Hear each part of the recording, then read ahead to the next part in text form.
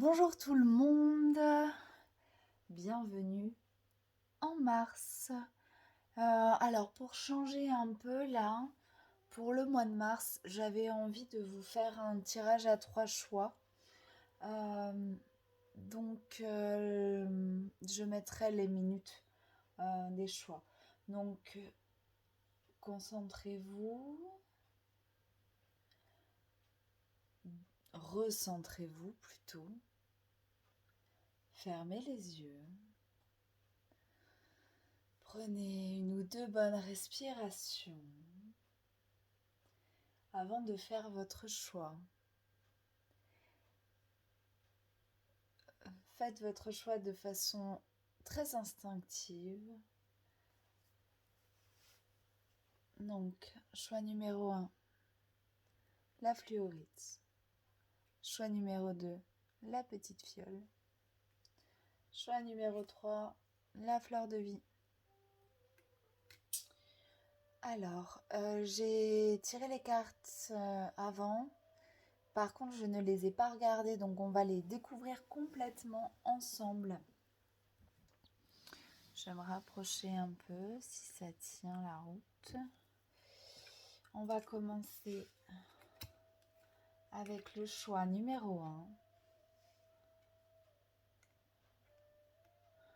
Ma fiole ne tient pas. Qui est la fluorite. Donc pour chaque choix, j'ai tiré une carte du tarot de Marseille des arcanes majeures, 3 cartes de la triade et une carte conseil de l'oracle de la métamorphose d'Anne Guéquière. Voilà. Donc la vibration, la teinte du mois de mars nous sera donnée par le tarot de Marseille. Donc pour vous, les choix numéro 1. L'impératrice. L'impératrice en lien avec le mois de mars, ça m'évoque complètement la renaissance de la créativité, l'envie de partage, l'impulsion de partage et de créativité. C'est comme une force brute, un peu, c'est purement l'énergie printanière en fait de ce mois de mars. On rentre en bélier, on est dans les forces vives et les impulsions créatrices, donc ça se teinte très bien de l'impératrice. Donc on va regarder le sacrifice, la tentation et l'eau. Alors sous l'énergie de cette impératrice qui peut être parfois contrôlante et stricte, on a quand même cette envie de création. Là, en fait, c'est comme si on venait nous dire attention, on va pas trop vite. On est encore dans le mois de mars, avant le 21, on est encore dans l'énergie de l'hiver, on est encore dans les eaux du signe du poisson, qui est un signe de sacrifice. Et on va peut-être être tenté pour avancer nos projets, pour avancer justement cette impulsion créative, les idées qu'on peut avoir. On va peut-être être tenté de se sacrifier un peu trop. Et du coup, ça crée des émotions déséquilibrées. Ça crée vraiment un déséquilibre.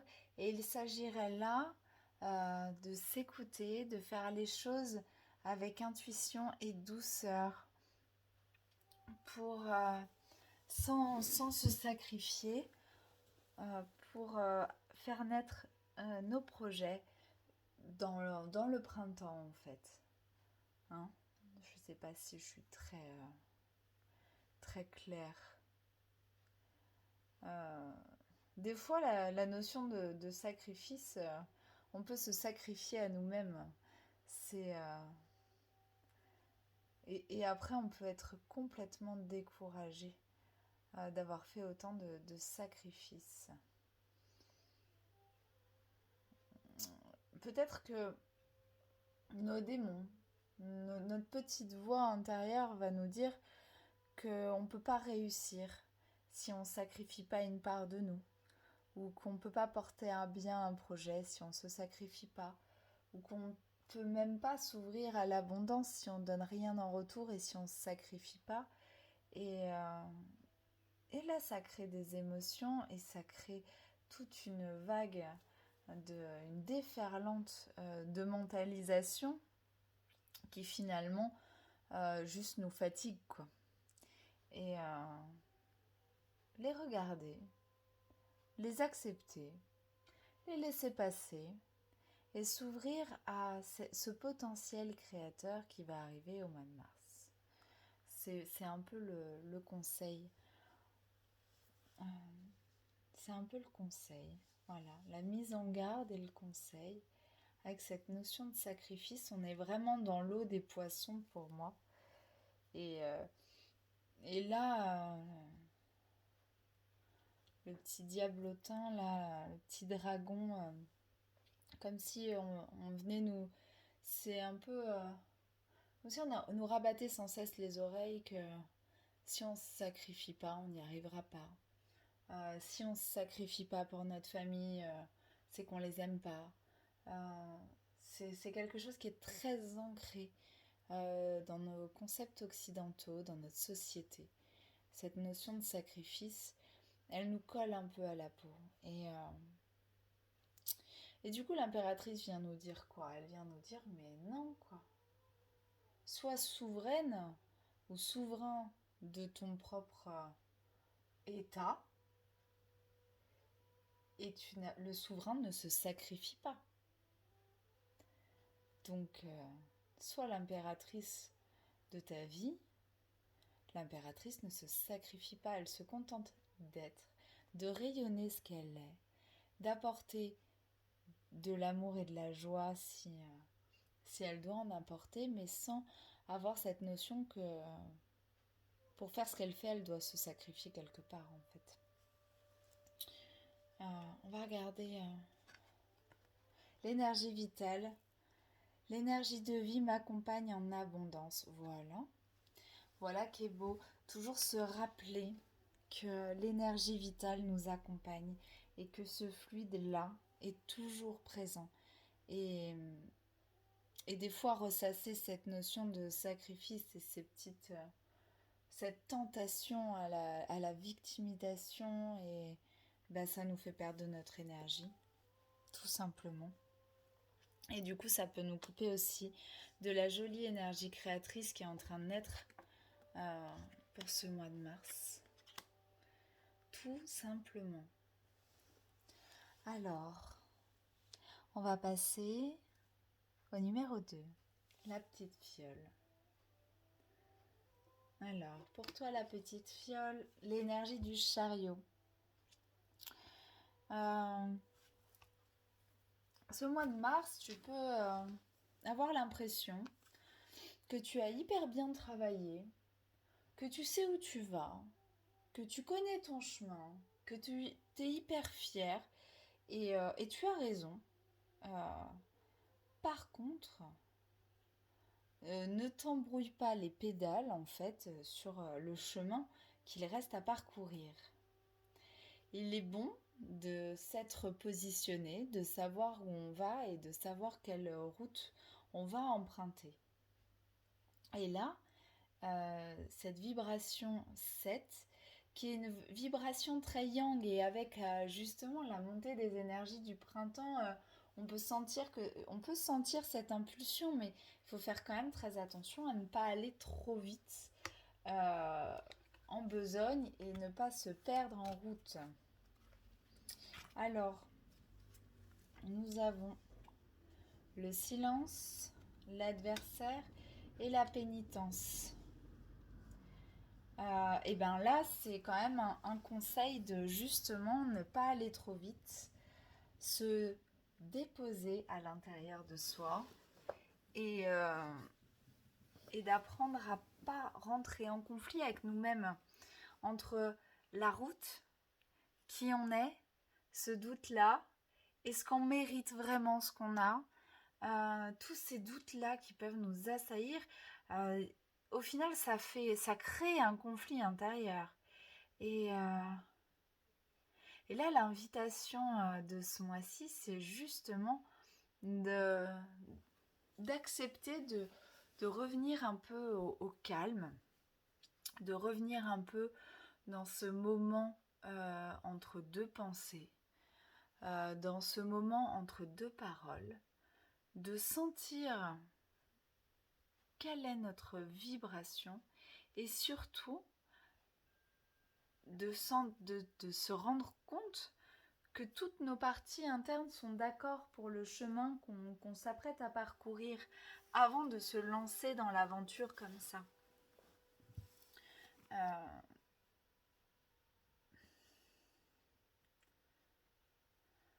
La pénitence, pour moi, quand j'ai cette carte, pour moi, c'est des libérations karmiques, en fait. Comme si là, elle arrive en dernier, comme s'il y a encore quand même des choses qui vont bloquer dans cette avancée. Et justement, la carte du chariot vient nous parler quand même d'ego, je trouve, moi. Et, euh, et du coup, d'ego, de personnalité, peut-être qu'on nous conseille là, sur ce tirage-là, au mois de mars, d'observer un silence sur cet ego et de sentir qu'il n'y a pas de rivalité entre, entre le chemin et nous-mêmes, entre notre âme et le chemin, et que la seule rivalité qu'il puisse y avoir, ça va être l'ego, et il faut apprendre à s'en délester un petit peu. Cet ego-là qui a peur qu'on parte en chemin, sur un chemin qu'on ne connaît pas, qui doute du chemin qu'on doit prendre. Voilà, peut-être le faire taire un petit peu. C'est l'invitation certainement de ces énergies-là. La paix. J'arrête de focaliser sur l'ego, le mental, et je me fiche la paix. Bon ben voilà. Résume. J'adore. Elle résume tout. Elle résume tout. Tout ce que je dis. Tout ce que je viens de dire, en fait. Je crois que j'ai rien à rajouter là-dessus. La carte parle d'elle-même.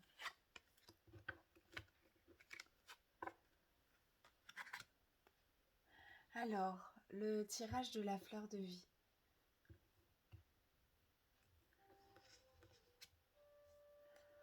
L'arcane sans nom pour la vibration de la fleur de vie, pour la vibration de ce mois de mars, ceux qui ont choisi la fleur de vie. C'est un arcane qui peut faire peur. Surtout que sur mon tarot, il s'appelle la mort. Nous parlons là aussi de dépouillement d'ego, de couper des têtes couronnées, de se délester. C'est un arcane qui, moi, me fait penser quand même à cette vibration très poisson où nous sommes dans le dernier signe du zodiaque de l'année zodiacale et où c'est le... Qui c'est qui disait ça? C'est Sandrine d'Astroéthique qui dit ça. On est dans le sacrifice du fruit qui pourrit pour apporter, pour fertiliser le sol aux nouvelles graines. Et en fait, cet arcane me fait penser à ça, là, pour cette vibration-là. À quoi, comment, qu'est-ce qu'on peut laisser de côté? Qu'est-ce qu'on peut... de quoi peut-on se dépouiller pour fertiliser notre sol et venir planter nos graines? On va regarder les cartes. La fusion, c'est tellement poisson. Le message et les frères. Là, c'est quand même une invitation, justement, une fois qu'on s'est un peu dépouillé de cet ego-là, on peut toucher à quelque chose qui est magnifique, qui est une vibration purement poisson, c'est de se sentir relié à tout le monde et au tout. Et c'est de sentir que, je sais pas où mettre les cartes, voilà. C'est de sentir que nous ne sommes qu'un. Et nous pouvons fusionner avec tout le monde. Et écouter les messages de nos frères, de nos sœurs, dans un bel échange, un partage, euh, un partage fraternel, ou dans une belle sororité comme ça, on aura des messages. Et ces messages pourront nous être utiles dans le cheminement qui nous reste à faire. On n'a pas fini le cheminement, on est plutôt reparti sur un nouveau cycle. On clôt beaucoup de cycles en début d'année en fait. Ça commence avec le cycle de l'année, puis avec le cycle de l'année chinoise, puis avec le cycle de l'année zodiacale. Et on est vraiment dans cette clôture de plein de cycles et dans cet abandon. Et donc, il va y avoir une autre impulsion pour avancer vers le cycle prochain. Et là, de se sentir relié aux autres, de pouvoir constater les jolies synchronicités que l'univers nous envoie, de pouvoir écouter tous les messages qui sont partagés à travers les autres et qui nous sont destinés, c'est vraiment une jolie invitation en fait. De ne pas se croire seul dans le cheminement.